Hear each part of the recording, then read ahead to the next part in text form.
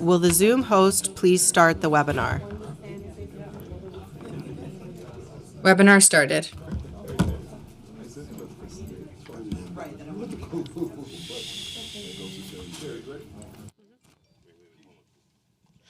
Good morning, and welcome to the New York City Council Subcommittee on Landmarks, Public Siting, and Dispositions. Please place your phone on silent mode or vibrate mode. Anytime during the hearing, please do not approach the dais. Thank you for your cooperation. Chair, we are ready to begin. Good morning, everyone. Happy summer. Welcome to the meeting of the Subcommittee on Landmarks, Public Sightings, and Dispositions. I am Councilmember Camila Hanks, and I'm the chair of this subcommittee.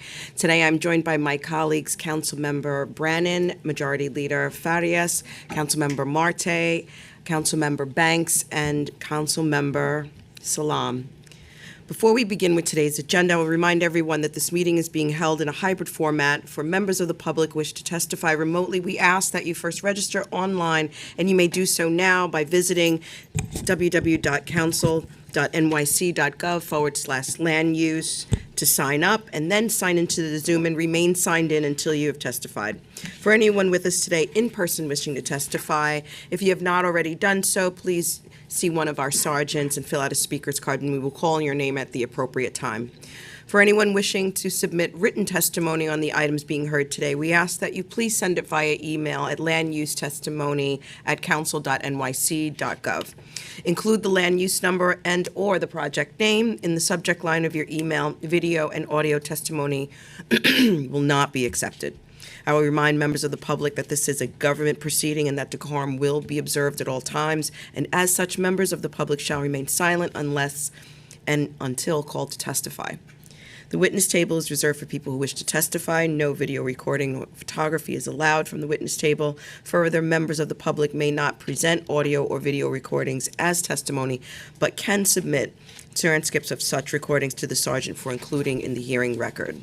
So I'm now opening the public hearing for pre-considered land use items as part of the Lincoln Wortman project, an application by the New York City Department of Housing Preservation and Development pursuant to Section 694 of the General Municipal Law and for an amendment to a prior Urban Development Action Area project, altogether with related requests pursuant to Section 577 of the Private Housing Finance Law for a 40-year real property tax exemption.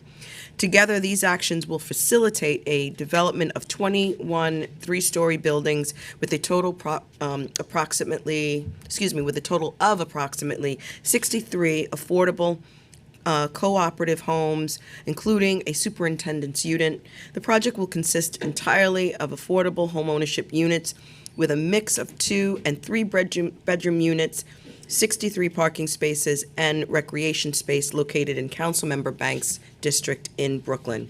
Appearing on this proposal today is Agata Naklikada. I'm sorry, I apologize. Olga Jobe. Those wishing to testify remotely may register online by visiting the council member's website at council.nyc/land use.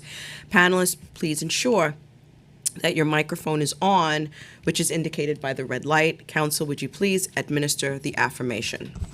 Panelists, would you please raise your right hand and state your name for the record? Do you affirm to tell the truth, the whole truth, and nothing but the truth in your testimony before this subcommittee and in answer to all council member questions? Make sure your mic is on. I do. I do. Thank you, applicant panelists. For the viewing public, once again, if you need an accessible version of this presentation, please send an email to request to landuse@council.nyc.gov. The applicant team may now begin.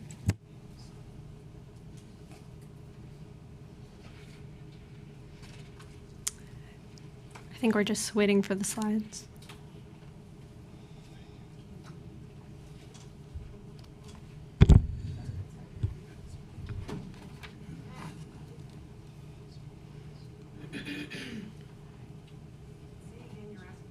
Oh, sorry. We're just waiting for the slides.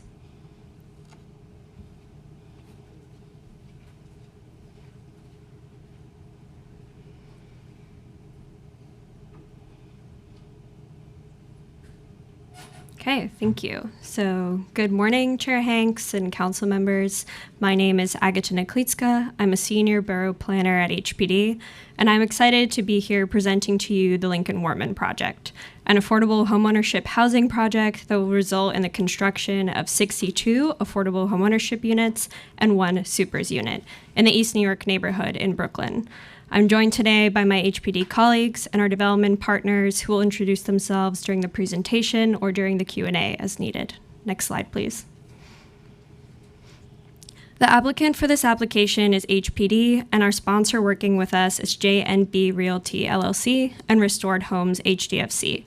This project will be an affordable homeownership project that requires a site assemblage of previously city-owned, now private lots, and privately owned lots to develop 21 new 3-story buildings containing approximately 62 affordable homeownership units, plus 1 supers unit, affordable to individuals and families earning incomes up to 80% AMI under HPD's Open Door program. And to facilitate this application, HPD is seeking an amended UDAP project summary to allow for 3 family homes to be managed by a co-op, rather than single and 2 family fee simple homes. The prior UDAP disposition approval in 2007 was for the development of single and 2 family fee simple homes under the new Foundations program. This program was replaced by Open Door. HPD is also seeking an Article 11 tax exemption. The project is to be located on Brooklyn Block 4531 on 10 lots, 4 of which are formerly city-owned lots and 6 of which are privately owned lots. And now I'll turn it over to Olga, a representative from the development team, who will speak in more detail on the proposed project. Good morning again. I'm here to introduce the development team, which is comprised of Shelter Rock Next slide. Builders. Shelter Rock has developed over 1,000 units in Queens and Brooklyn and Staten Island. They are a family-owned development company. The sponsor of this project is JNB Realty LLC, which is an affiliate of Shelter Rock Builders, as well as Restored Homes HDFC. Rounding out the development team is Meltzer Mandel Architects. Restored Homes, as we mentioned, which will be the marketing agent for the project. They will also hold title as HDFC during construction. Diana Reyna Strategies Consulting and Ari's Consulting LLC, which is owned by me, a principal, an MWB, state-certified MWBE, affordable housing consultant and real estate developer. Next slide, please. As mentioned earlier, the sites are located in East New York, Community District 5, City Council District 42. The area is primarily 1 to 2-story single and 2 family homes, and is across the street from a public school. It is easily accessible by public transportation, 5 bus lines, and it's within the HPD's Jewel Street Neighborhood Plan. Next slide, please.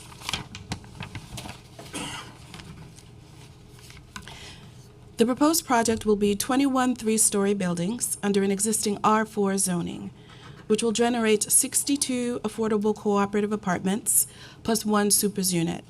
This will be a mix of 2 and 3 bedroom units, which I should say is quite unique in an affordable homeownership project, which typically has 1 and 2 bedroom units. 100% of the residential units will be affordable homeownership. Each unit will have 1 parking space, so there will be 63 off-street parking spaces. And the buildings will be designed pursuant to enterprise green communities. Features that I think are important to note in this neighborhood in particular is that there will be native or climate-appropriate plantings, stormwater management, in-unit water conserving features, and energy-efficient appliances. So these components help to divert water and overload the sewer system, as well as provide energy-efficient appliances that help to deepen the affordability and lower the electricity use of each unit. Next slide, please. This is an aerial view of the proposed design, which basically shows the outdoor recreation space, the parking, as well as the planted landscape areas. Next slide, please. The developer is committed to meeting HPD, MWB, and local hiring goals, and has committed to outreach efforts to local community stakeholders, including the community board and the council member, to ensure those opportunities are made available to the community. Next slide, please. And lastly, taking a look at the proposed affordability mix. As mentioned earlier, the proposed development will include 62 units that will be affordable to households earning approximately 70% AMI and up to 80% AMI, and will be advertised on HPD's Housing Connect 2.0. Long-term affordability will be ensured by a 40-year Article 11 tax exemption, and all units will be bound by regulatory agreement. The project will include a mix of 2 and 3 bedrooms, the sales price ranging from $275,000 to $320,000, and the minimum qualifying incomes range from approximately $101,000 to $117,000. And that concludes our presentation. Thank you. Thank you so much. I would like to ask if any of my council members would have to say a statement. Councilmember Banks. Thank you, Madam Chair, and good morning to all. I'm proud to be here today to talk about this particular project that will have a lasting and positive impact on the 42nd Council District, the Lincoln Workman Project. The New York State Department of Housing Preservation, HPD, has approved the development of 23-story buildings, bringing 63 affordable co-op homes right here in our community. This is a big win. This is not just about building housing, but it's about building stability and opportunity. One of my main goals when I took office was to ensure that we had more home ownership opportunities that came to the 42nd Council District. And today that goal is possibly become a reality. Every single one of these units will be affordable home ownership units. And let me repeat that, affordable home ownership units with a mix of 2 to 3 bedroom homes designed for individuals and working families. They will be priced for households earning between 70% to 80% of the area median income, making home ownership more attainable to our residents. Another element I'm proud to have championed and made very clear is the inclusion of 63 parking spots. As you do know, parking is a necessity in my district, and this will definitely take the pressure off of that surrounding area that has a need for parking. Parts of my district are known as parking deserts, and incorporating parking into this project is a much-needed improvement. This development will also feature recreational space for tenants and will be built to meet enterprise green community standards, ensuring these homes are environmentally sustainable and energy efficient. These homes will be marked through HPD's Housing Connect 2.0, giving eligible families in our district a real shot at owning a home and planting roots here for the long term. This is what investment in the district looks like. Housing that is affordable, sustainable, and built to last. And it's another step towards ensuring the 42nd Council District continues on its path on becoming bigger, brighter, and better together. So thank you. Thank you so much, Council Member. Great project. Council, are there any members? I'm sorry. So, thank you. You are excused. Council, are there any members of the public who wish to testify on this item? No, there are not. Okay, seeing none.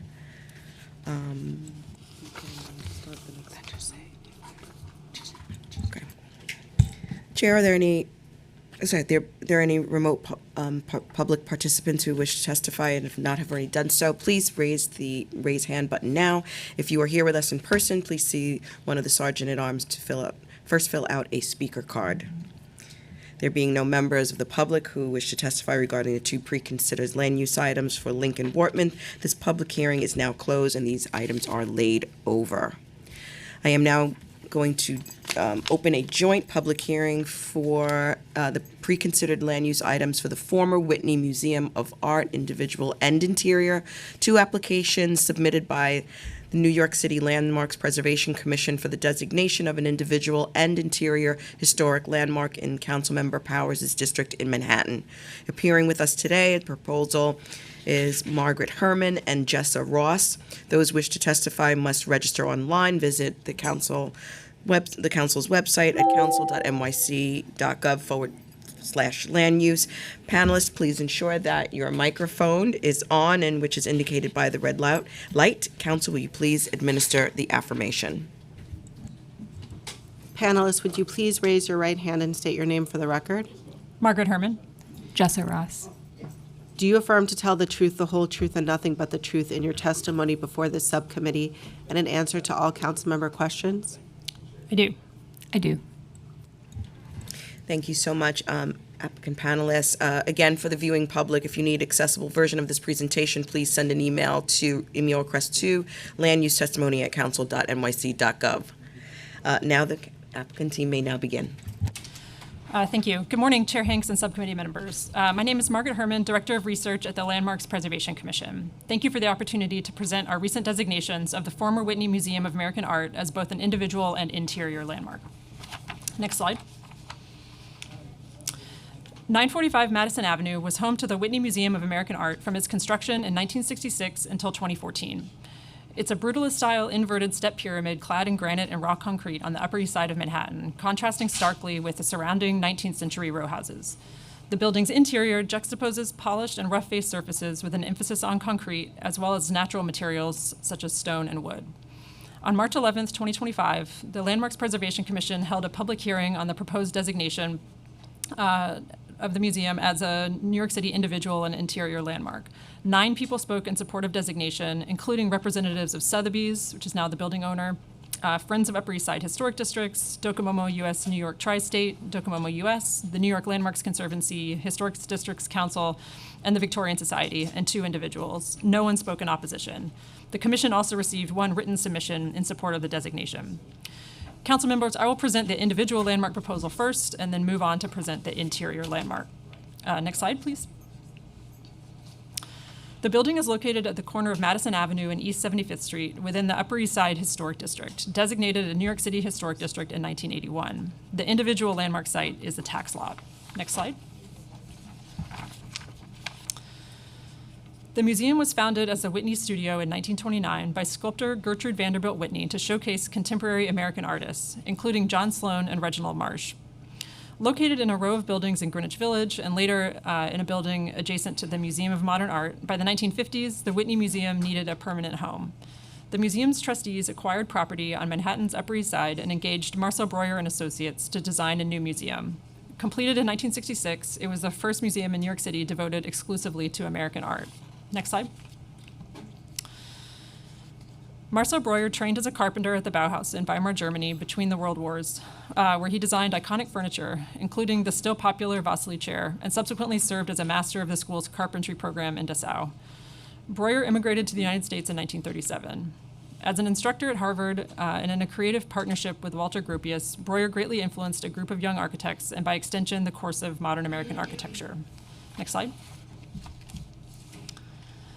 After breaking with Gropius, Breuer went on to design notable buildings in the 1950s and 1960s, such as the individual landmark Begrish Hall at the former NYU campus in the Bronx, now Bronx Community College, the UNESCO headquarters in Paris, and the Armstrong Rubber Pirelli Tire Building in New Haven. Breuer embraced the emerging brutalist style in this period, characterized by exposed raw concrete with few decorative elements. Breuer explored the versatility of concrete as a building material, yielding unlikely shapes. Next slide. The Whitney Museum site originally contained 6 row houses, which were demolished before the Whitney acquired the parcel. At 100 feet by 125 feet, the relatively small lot required an innovative approach to space planning. Breuer joined the project after the site was selected and settled on an inverted pyramid form with each level slightly larger than the one it rests upon, creating a stepped cantilever on the primary facade. Next slide. The heavy masonry building projects permanence and solidity while simultaneously appearing to float above a transparent glass ground floor. Windows on the upper stories are placed seemingly randomly across the East 75th Street facade, and a singular trapezoidal window crowns the topmost overhang of the primary facade. Next slide. I will now move to the interior landmark designation. The landmark site includes portions of the lower level facing Madison Avenue, first floor lobby, coat check and entrance vestibule, and the main stairwell from the lower level through the 5th floor. Next slide. Breuer's approach to interior design was underpinned by his philosophy that a building should be functional. He applied this approach to the many interiors he undertook, including his own residences and the interior of the UNESCO headquarters. Next slide. In the case of the Whitney's interior spaces, this is expressed in the open floor plans and in its unembellished concrete, wood, and stone materials palette. The museum's interior features rough-faced stone floors and distinctive overhead lights, and the walls and built-in furnishings are bush-hammered and board-form concrete, typical of the Brutalist style. Next slide.